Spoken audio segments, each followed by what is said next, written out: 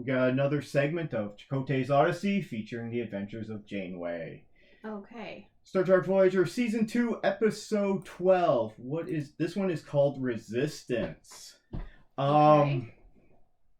This one wasn't that great. Oh. It had some fun stuff in it, but it wasn't that great. Once again, we don't get to see the Doctor or Kes. They went on sabbatical. I guess they're on vacation, you know? So they're not around for this.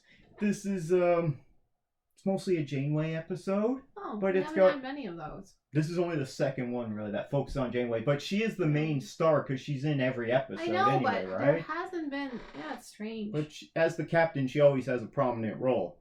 So it starts off, it's in an alien market, okay? Okay. And there's different aliens, but it's mostly the same ones. And they're really cheap out on these aliens. They're called the Alsurians, and all it is, they look exactly like humans, but they got a little thing on their nose. Like a Bajoran or something. Yeah, but less complicated. So they really cheaped out. I'm guessing they blew their budget on a previous episode. Actually, you know what? They probably blew their budget on what's looking much better this season, and I'm starting to see it in the last couple episodes. The Warp Core. Warp Core looks wet. They pimped it out. Boimler would like that. Okay? And now it's actually, I think it's 2 stories high now. Before, it only really looked like it was 1. On the lower decks, like Boimler loves the warp He always core. loves the warp core, and he wants to look at it on the holodeck. But they spent some more money on engineering this season. So, starts off in this alien market, and the first one you see is Neelix. He's not that big into this episode, okay? But he's walking around in like this fur pimp coat. He's just walking around this big pimp coat. No, he's walking around, he's using this pimp coat to hide, right? And what it is, he meets up with Janeway, who's there leading the away mission, because of course you send the captain, right? And also, you gotta have your security chief there. Tuvok has to be there. Who else they bring? They bring B'Elanna. Why not? She's always stuck in engineering, right? So they're there and they have to get this Telesium or something. They have to get this stuff because the warp core is running out of gas. It's running out of gas, right? So they have to fill up this vial with this special mineral. I think it's Telesium, something like that, right? Familiar. And Janeway's just like, we got to fill this up no matter what. Just give them whatever they want. We can't haggle on this. Yeah, we need it. Yeah. And what happens is so Neelix goes off and then suddenly, like, these guards bust in. They're dressed all in black and they're wearing these giant Star Wars style helmets. Okay. And they bust in, and next thing you know, I think there's only 3 guards though. So one of them hauls off B'Elanna, the other one hauls off Tuvok, and the other one's about to arrest Janeway, and some crazy guy comes out and scares off the guard. Okay. Just by acting like a crazy idiot, and then the guard just runs off. He's like, I don't need this. That's not a good guard. Okay. Anyway, these guards, they're part of this organization. It's called the Makra. And apparently they run this planet. And you're not allowed to sell Telesium? No. It's weird. They're just like these paranoid fascists that go around arresting whoever they want. Oh. Right? Because they're enemies of the state, I guess. Because they were from another planet? No, they're the same race. No, I mean the crew. Why did they stomp in on them? Why this random guy? Yeah. Okay, just save Janeway. So anyway, she gets knocked out. This crazy guy chases off the guard. Dun dun dun. Roll credits, right? Opening sequence, right? Okay. Then it goes back to we see the new engineer, Harry Kim, for some reason. So he's running engineering while B'Elanna's away, and Chakotay's there, so he's in charge. And they're like, okay, the ship's not doing good. Okay, the warp core's not running, so they don't have much power. So they have life support at minimal, and they're like, Harry's like, we gotta take the shields off, right? Even though we're hiding, we gotta take the shields off because otherwise we're gonna lose life support. So that's why they need this mineral, okay? And then soon enough, Neelix shows up, still in his pimp coat, and he's like, I got it. Oh. Okay? So they did something good. Yeah, so they plug it in, warp core is good, alright, power's back. So this is the first time we're actually seeing, like, they're actually, like, running out of stuff and having problems. Right. Even though the ship always looks pristine.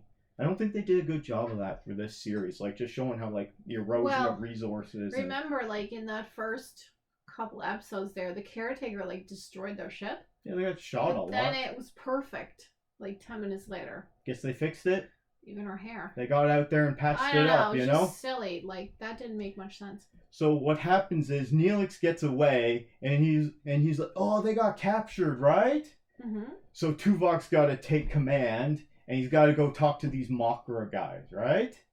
And the main guy, it's this bald guy, and he's kind of a dick there. Agris? Yeah, that's the main guy.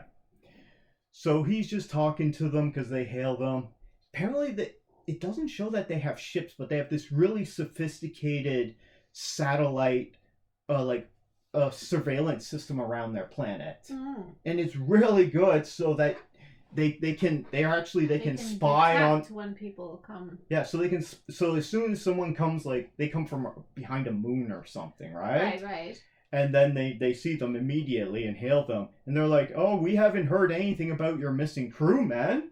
Okay, but I'll have a look into it for you." Right. Anyway, Neelix is like, nah, he's lying. Doesn't act like any Makra I've ever seen. So what happens is Janeway has been rescued, and she wakes up in this guy's hut or something. Okay. And this guy that rescued her, his name's Salem. Does she remember what happened? She got knocked out, right? Right. So she doesn't even know that he saved her. Oh. But he does. And the guy's nuts. He's crazy. Okay? Oh. He's lost his wife. He's lost his daughter. And he thinks Janeway is his daughter. And he keeps calling her by his daughter's name. I do remember that. So this guy's nuts. That episode. Yeah. Okay? Didn't recall that. So she's got to get crewmen back because Tuvok and B'Elanna are locked up in the Makram's prison there. And no one ever comes out of there. So they try and come up with different plots of how they can...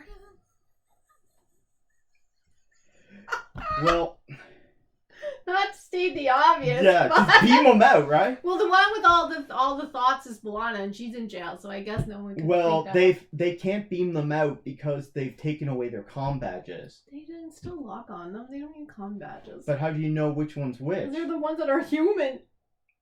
Well, not. They're half human. Tuvok's half human, half But you know their sensors Klingon never work, and they Tuvok. keep scanning to see if they can detect the away team. I'm sure he's And the only they're like Vulcan. nothing. Scanners never work. Whoever designed that crap.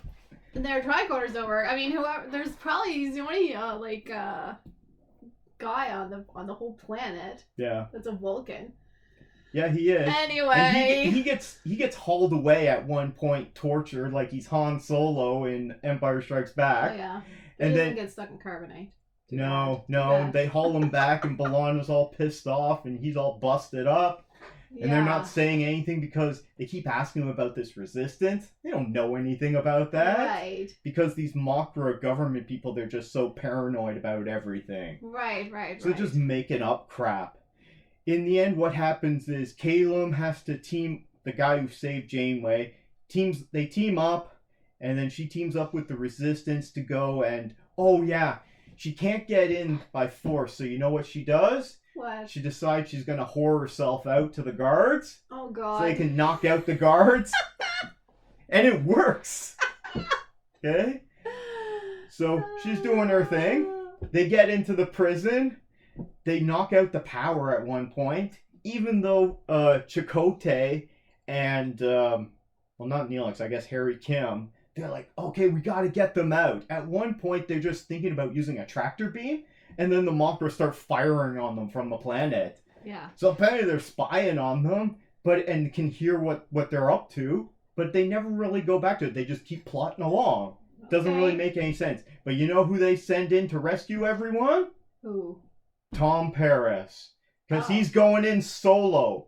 Doesn't even take a bunch of no-name ensigns with them. He never did break out of jail. He was in jail, and Janeway got him out. He's not a jailbreaker. Yeah, so he's going in last action hero style. He's gonna save them. But by the time he gets there, they're mostly already out because they knock out the power, and they're getting out. They do their own thing. But then they do get caught again, and then that's when Paris shows up and he just starts knocking over some guards and shooting them. There you go. And then the old guy gets into a fight with the main government guy, the guy who's being a dick there. Yeah. What's his name there? Argus. And he ends up stabbing him, but the old guy gets shot. Oh. So they take out some of the guards, and then the last two guards, when they're the last two, they're just like, you know what? We're gone. They just take off. Very good security on this planet. The guys keep on running away. Well, at that point, they're outnumbered and they're escaping. They got guns, so they just like, nope, I'm out. I'm good. Allegiance. So they made the smart move so they could live. Otherwise, they'd probably get shot. So and the once old man dies and thinks Janeway's his daughter still. Yeah, and she has a touching moment with them. Yeah, I do remember and that. she's really affected by it. And she's got this necklace that she's looking at in her captain's ready room there, in her office there. Mm. And it's all sad and everything, but it wasn't that great of an episode. No. There is a great standoff between Chakotay and the Ogress guy, the dick. Yeah. And they're just like, hey, you could do this. Yeah, you could do this. And Chakotay's just staring him down, like, doesn't even respond. Oh, well, he has a good stare. Hey? And then he's just like, okay, I guess I'm going to go look into it. And they take off. And he's like, yeah, that guy's lying, you know? Mm. And they're just having at it, right? Spears coming from each other's eyes. So I wouldn't recommend that episode. Okay, I do remember that about Janeway and the old man. But the last one with Seska was really good. Okay. And they are hit or miss. We got to find out what's happening with her and her love child there. Remember? Oh yeah, that's kind of. So we got to find out what's going on there. So thanks if you enjoyed this. You can always give us a thumbs up if you like this. And that was another episode of Chakotay's Odyssey featuring the adventures of Janeway.